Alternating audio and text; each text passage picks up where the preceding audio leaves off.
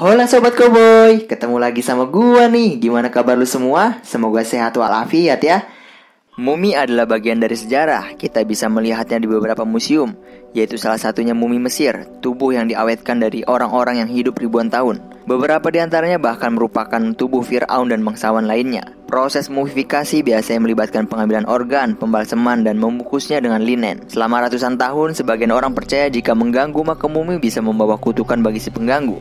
Serta siapapun yang mereka temui, keyakinan ini menyebar seperti api setelah penggalian makam Tutankhamun yang terkenal itu.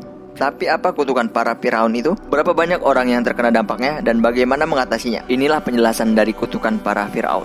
Let's check this out.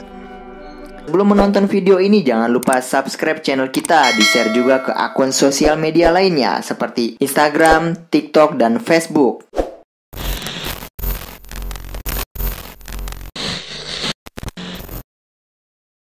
1.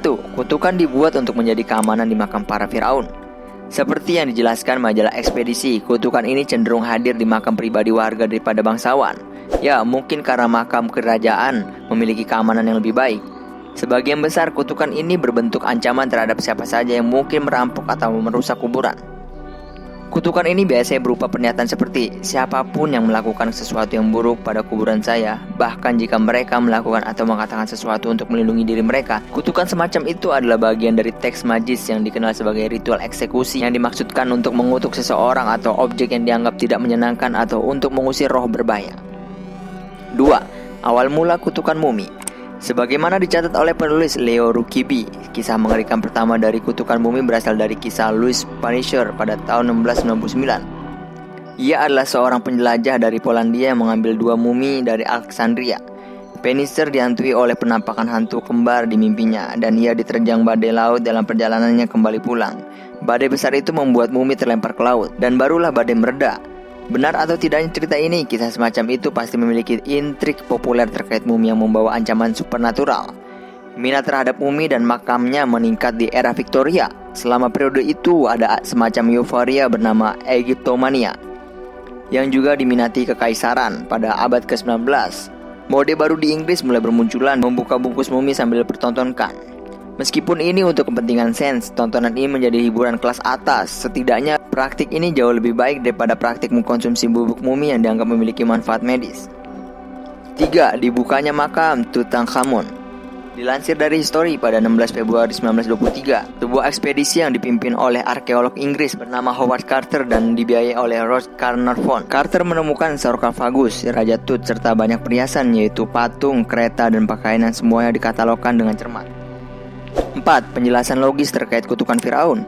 Dikutip dari laman History, sebuah penelitian dilakukan pada tahun 2002 oleh British Medical Journal mengamati tingkat kelangsungan hidup 44 orang barat yang berada di Mesir pada saat kuburan dibuka.